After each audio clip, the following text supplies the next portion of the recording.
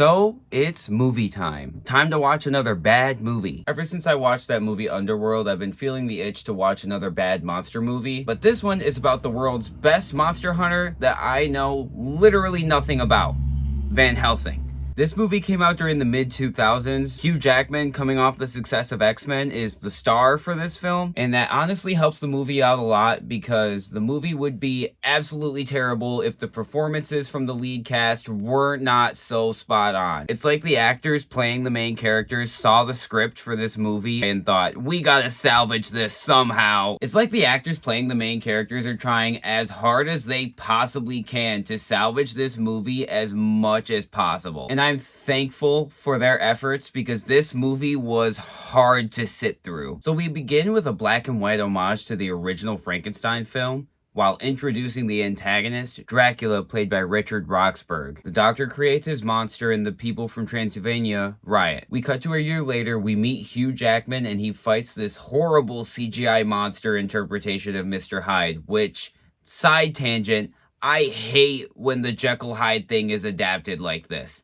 It is a complete misunderstanding of the original story. But the Jekyll Hyde thing is not important for this story. It's just framework to introduce our protagonist, so I'm not going to dwell on it here. There are other movies that feature this character where I can complain about this. Hugh Jackman gets a mission from the Catholic Church to go to Transylvania and kill Dracula. He gets introduced to his sidekick and he collects all sorts of gear and weapons in this interesting little walk around the lab type scene. There are these interesting bits where the props and set department did create real props and real effects for this film, and they also use really bad CGI for certain other things to cut costs, which brings down the film in such a dramatic way because the props and sets are so well designed that it makes the CGI look that much worse. By the way, the montage journey of Hugh Jackman and the sidekick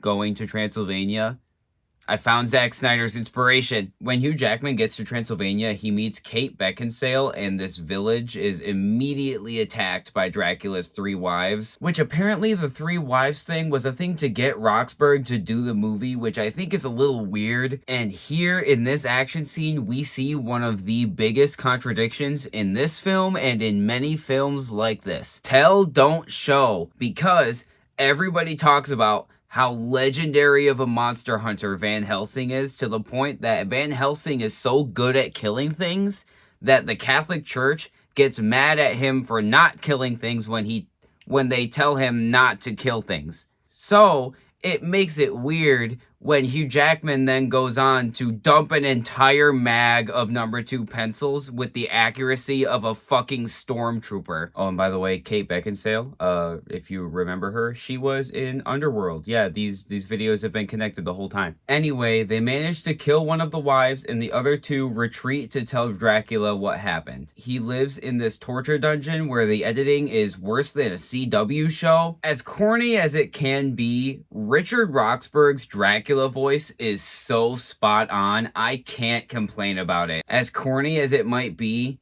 I literally can't complain about it. He is doing such a wonderful job playing this character. Wait, no, the movie's bad. I mean it. No! I have no heart! I feel no love! Nor fear! Nor joy! Nor sorrow! I am hollow.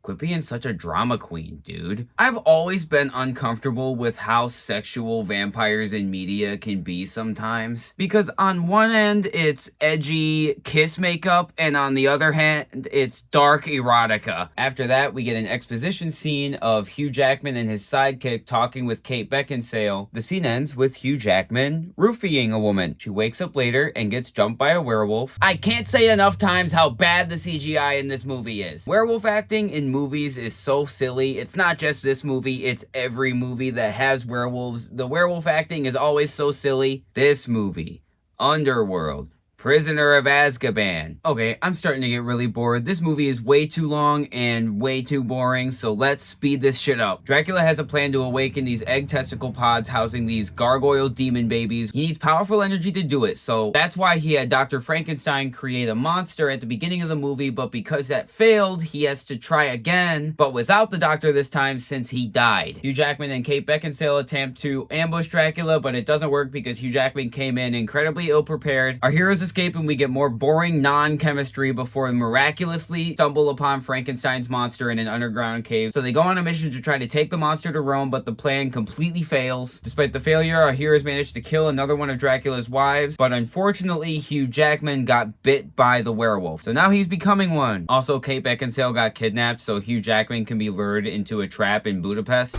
Just like Budapest all over again.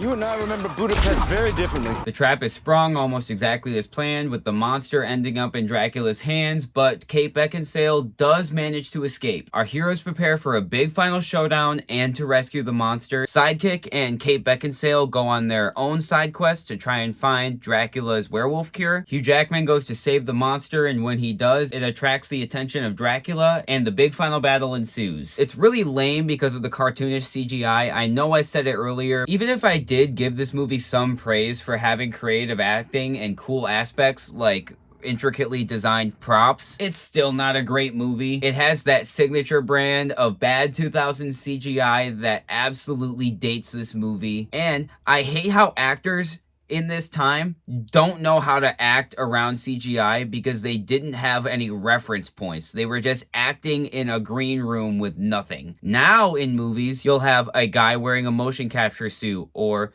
some type of real physical stand-in for the CGI thing that you're implementing so that the actor knows how to interact in the environment with the CGI thing, so it doesn't look like the actor is just interacting with nothing. I think Marvel movies over the course of the last 20 years or so is really what evolved CGI into what it is. That movie was way too long. It was somehow boring despite being an action movie, which is exactly what you don't want from an action film. If you're going to watch an action film, you should not be bored under any circumstance. I'm the action movie guy. I should not be bored watching one of these. It's not a horror film. Don't try to say it is. It's a dark universe action film. That's not the same thing as a horror film by any means. This movie gets a 4 out of 10. I don't think it's worth your time. Trust the douchebag YouTuber on this one.